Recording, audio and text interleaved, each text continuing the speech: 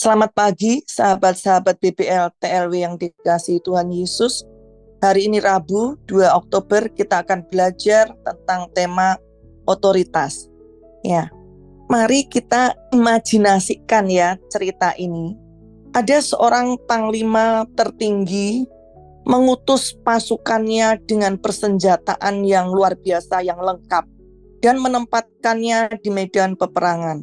Yang setiap saat pasukan ini akan berhadapan dengan serangan musuh yang tidak dia duga, ya, tidak bisa dipantau sebelumnya. Suatu hari tiba-tiba musuh datang, dan apa yang terjadi?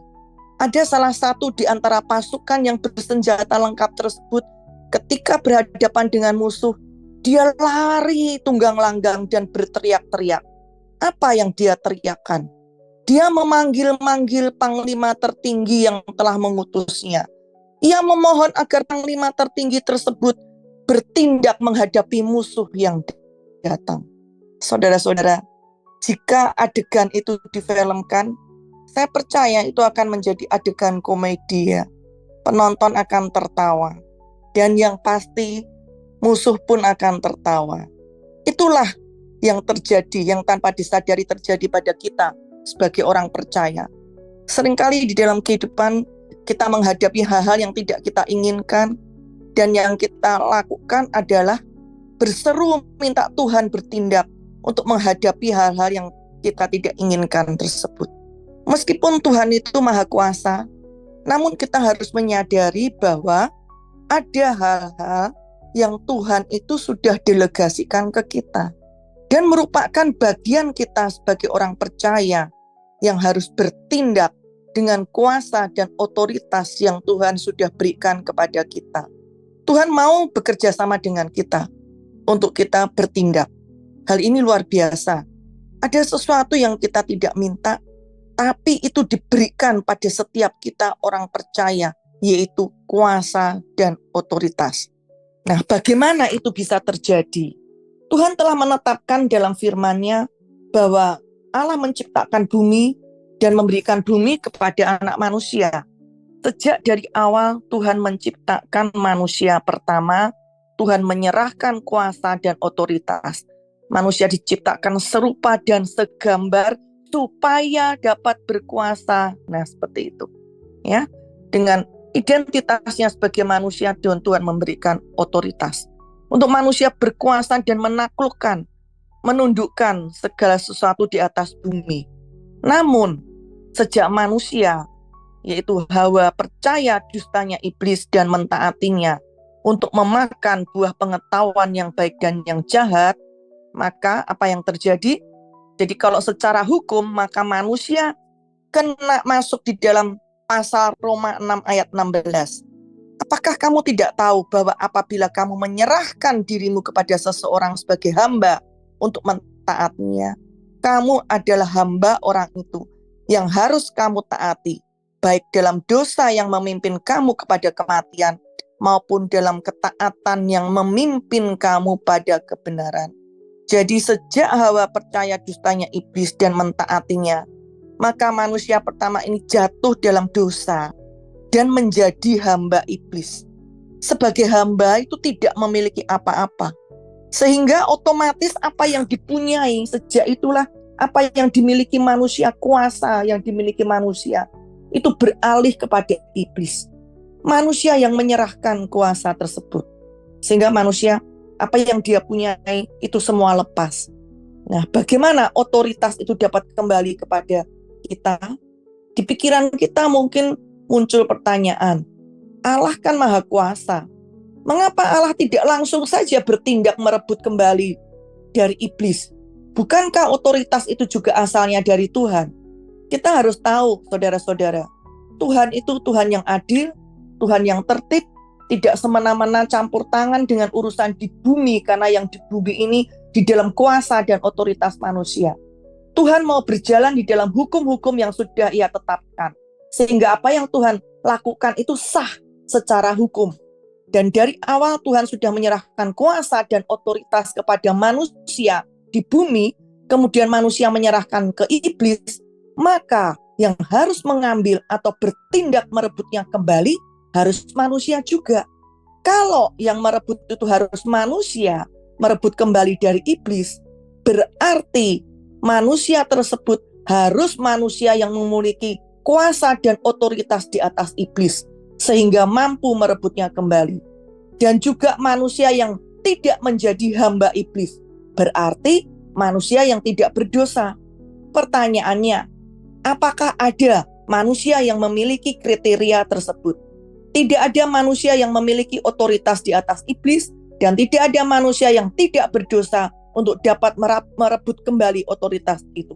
Oleh karena itu, oleh karena kasih-Nya, maka Bapa mengutus anaknya yang tunggal, yaitu Yesus, menjadi manusia. Firman menjadi manusia, manusia yang tidak berdosa sebagai anak Allah, dan anak manusia yang memiliki kuasa di bumi dan di atas iblis untuk mengalahkan dan memiliki otoritas untuk melakukannya.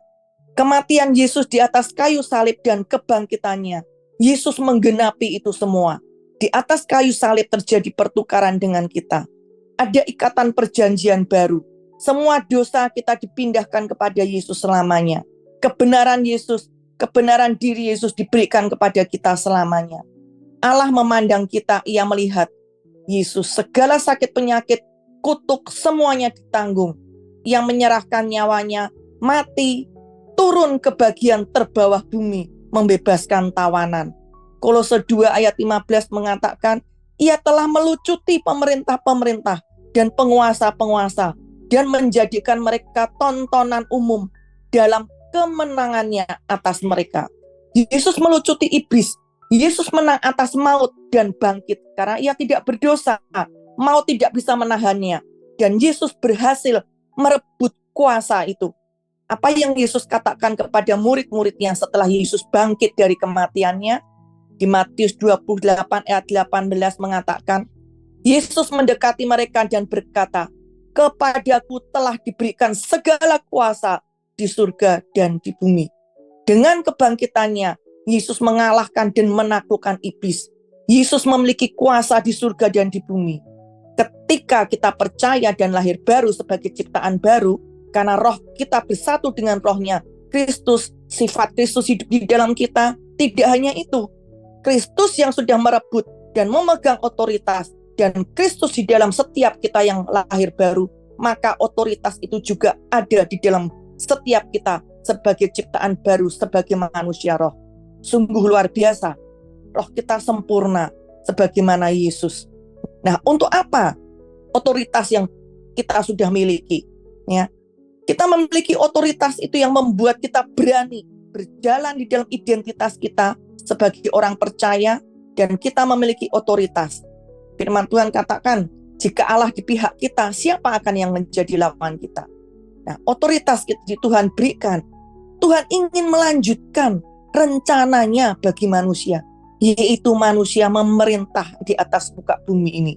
Kitalah sebagai pengelola apa yang Tuhan percayakan kepada kita. Sebagai pengelola, selain sebagai pengelola, Yesus berkata juga, Kepadaku telah diberikan segala kuasa, karena itu pergilah, jadikan semua bangsa muridku, baptislah mereka dalam nama Bapa, Anak, dan Roh Kudus.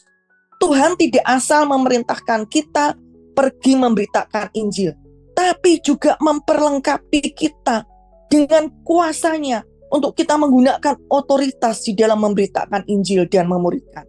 Matius 10 ayat 8, firman Tuhan katakan, sembuhkanlah orang sakit, bangkitkanlah orang mati, tahirkan orang kusta, usirlah setan-setan, kamu telah memperolehnya dengan cuma-cuma.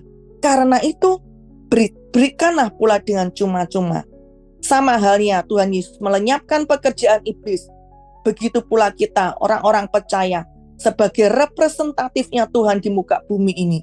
Kita menyatakan Yesus pada dunia, ada kuasa dan otoritas pada setiap kita yang percaya untuk melenyapkan pekerjaan iblis. Nah, bagaimana cara menggunakan otoritas? Amsal 18 ayat 21, firman Tuhan katakan, hidup dan mati dikuasai lidah. Siapa suka menggemakkannya akan memakan buahnya. Kita memiliki kapasitas untuk menghidupkan atau mematikan. Ada kuasa di dalam setiap perkataan kita.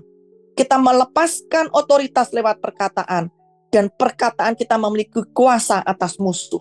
Kemudian kita harus tahu bahwa segala yang tidak baik datangnya bukan dari Tuhan. Oleh karena itu, firman Tuhan katakan, tunduklah kepada Allah, lawanlah iblis, maka ia akan lari daripadamu. Nah, dikatakan tunduklah kepada Allah. Tunduk kepada Allah ini kita harus tahu apa yang firman Tuhan katakan. Dan tentunya kita mempercayai, kita mau sepakat melakukannya. Percaya dengan iman. Dan dikatakan lawanlah iblis. Yang disuruh bertindak atau melawan ini siapa? Kita. Jangan sebaliknya kita yang memerintahkan Tuhan untuk Tuhan melawan. Kita yang diberi otoritas. Lawanlah iblis. Tuhan memerintahkan untuk kita bertindak. Tuhan sudah melakukan itu semua saat kematiannya dan menang atas maut. Itu sudah bagian Tuhan. Dan Tuhan memberikannya kuasa otoritas kepada kita untuk melawan tipuan iblis. Karena iblis sudah dikalahkan. Itulah bagian kita. Kita lepaskan otoritas lewat perkataan. Kita nyatakan secara verbal kebenaran atas situasi dan apa yang sedang kita hadapi. Oleh karena itu, di BBL ini, selain kita berbahasa lidah, kita juga mendeklarasikan firman Tuhan. Kita melepaskan kuasa itu dan memerintahkan berbagai hal yang terjadi yang tidak sesuai firman itu harus tunduk pada apa yang kata firman. Kita lawan iblis, kita usir segala sesuatu, kita tolak hal yang bukan dari Tuhan. Luar biasa bukan? Apa yang Tuhan sudah berikan kepada setiap kita. Otoritas dan kuasa itu diberikan kepada kita, orang-orang yang percaya. Karena kita representatifnya Tuhan dan sadari hal ini. Kalau kita tahu identitas kita dan kita mempercayai, maka hal itu membuat kita percaya diri karena kita menyadari itulah kita miliki. Identitas itu tidak lepas dari otoritas. Kalau kita memahami identitas kita dalam Tuhan, maka kita harus mengetahui bahwa disitulah ada otoritas. Dan kita berjalan dengan otoritas di atas muka bumi ini sebagai representatifnya Tuhan. Demikian pengajaran 15 menit yang dapat saya sampaikan. Tuhan Yesus memberkati.